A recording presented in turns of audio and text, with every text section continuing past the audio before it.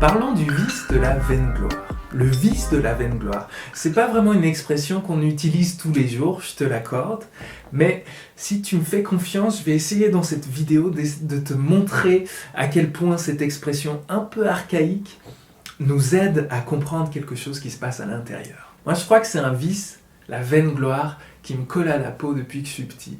Je me rappelle encore être à l'école primaire et inventer des trucs, exagérer, tordre la vérité et des fois dire juste vraiment des mensonges, juste pour avoir l'admiration de mes camarades.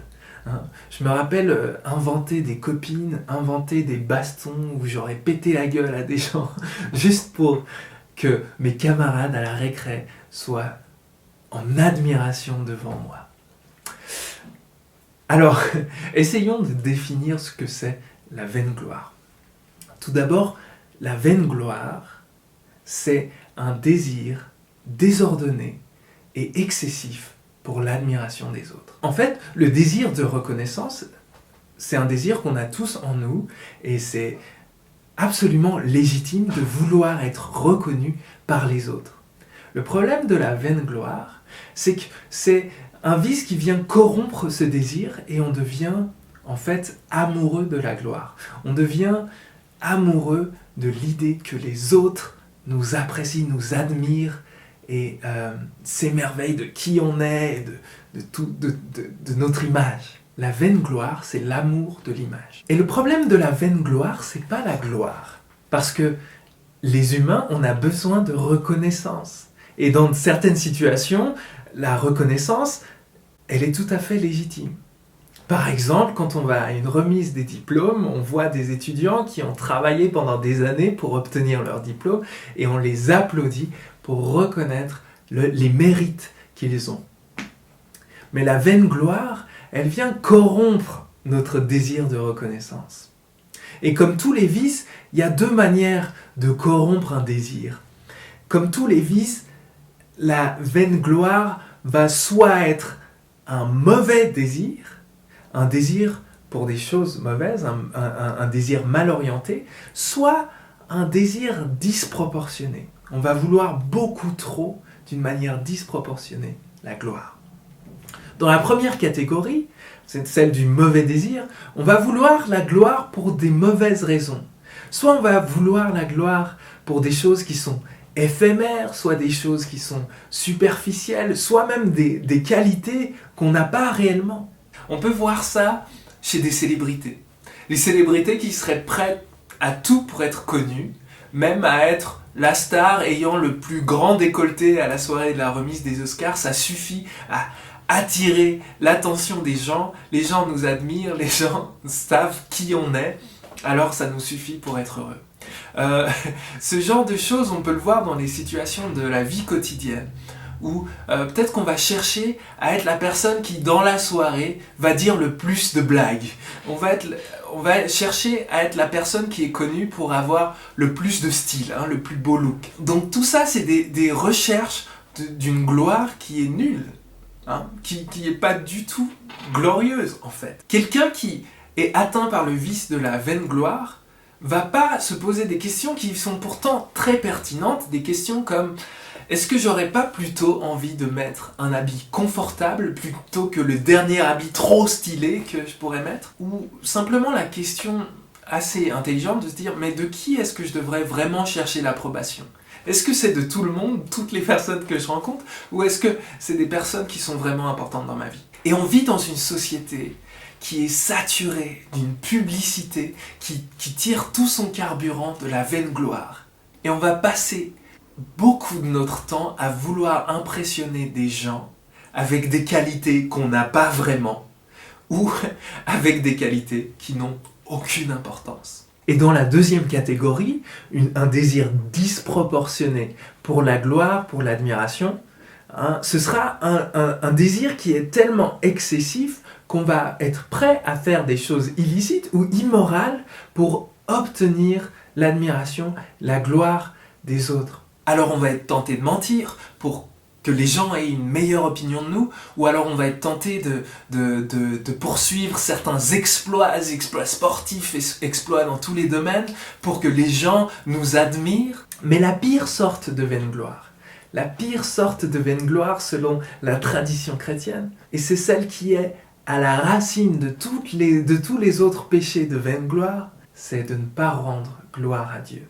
La Bible nous dit: qu'as-tu que tu aies, que tu n'aies pas reçu? Tout ce que tu as, c'est Dieu qui te l'a donné. Toutes tes qualités, elles viennent de Dieu. Rends la gloire à celui qui mérite la gloire. Si ce n'était pas lui qui t'avait donné tout ce que tu as, tu ne posséderais rien. Et moralement, c'est l'offense la plus sérieuse dans le domaine, puisque elle vient prendre le mérite de Dieu pour le placer sur nos épaules. Et c'est quelque chose qui vient corrompre notre capacité à rendre gloire à Dieu. C'est quelque chose qui vient s'opposer à une bonne relation saine avec Dieu, une relation d'amour et de louange.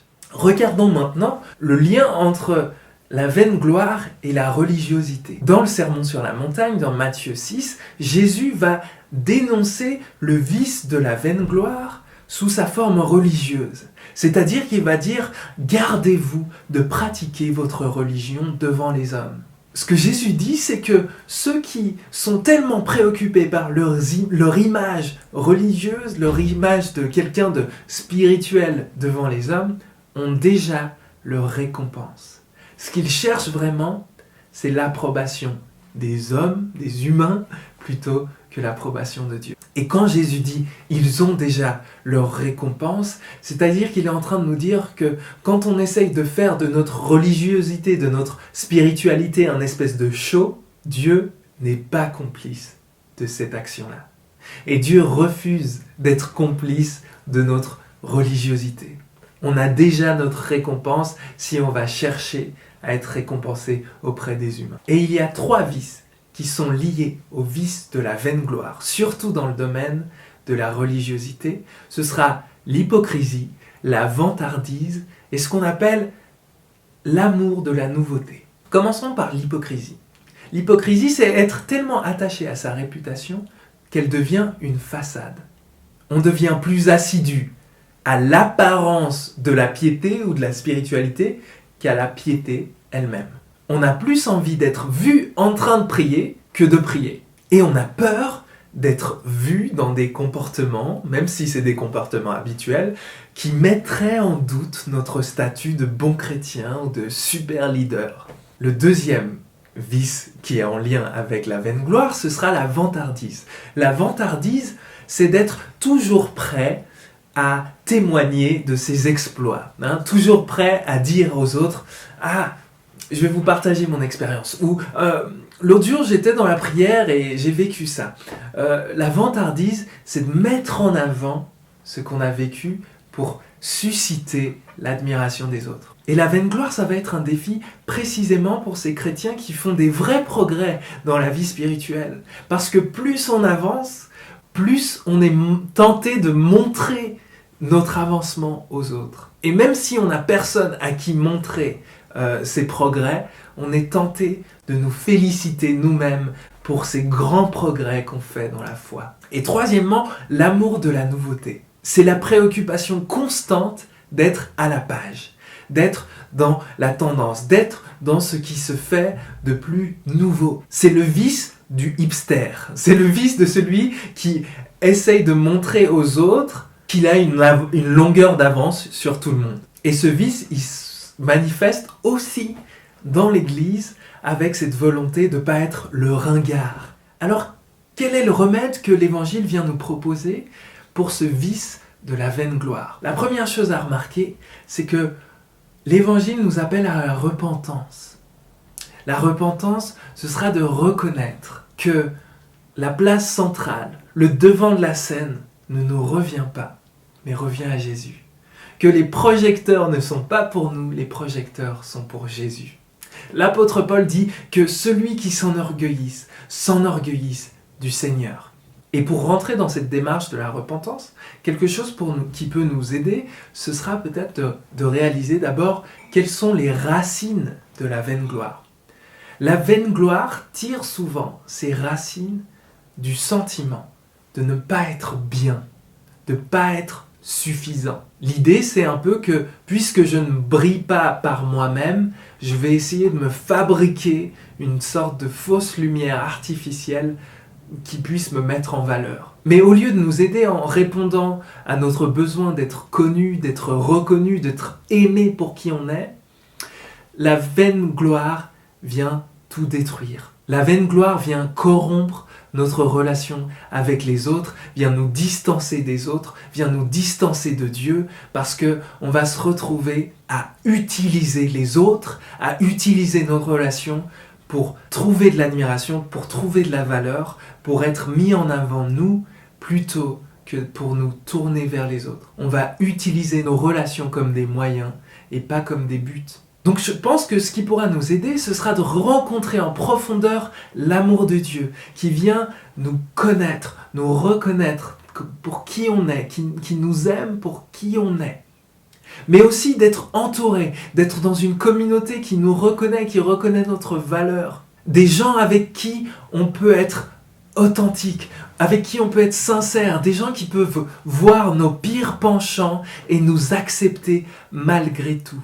Et cette communauté-là et l'amour de Dieu vont nous permettre de ne plus être dépendants de remèdes bon marché qui nous font nous sentir bien mais qui viennent détruire toutes les choses qu'on aime vraiment. Et il y a aussi des pratiques. Il y a des pratiques qui vont nous aider à lutter contre la vaine gloire. Surtout 3 pratiques. La première, c'est le silence. La deuxième, c'est la solitude. Et la troisième, c'est le jeûne. En les pratiquant, on va découvrir là où se trouve la racine de la vaine gloire dans notre cœur. On va découvrir à quel point on dépend de l'admiration des autres. Et on va pouvoir s'ouvrir à Dieu pour le laisser nous guérir là-dedans. Le silence, quand on passe du temps dans nos journées en silence avec Dieu, ça nous permet de nous mettre à l'écoute de Dieu. On arrête de parler de soi, on écoute.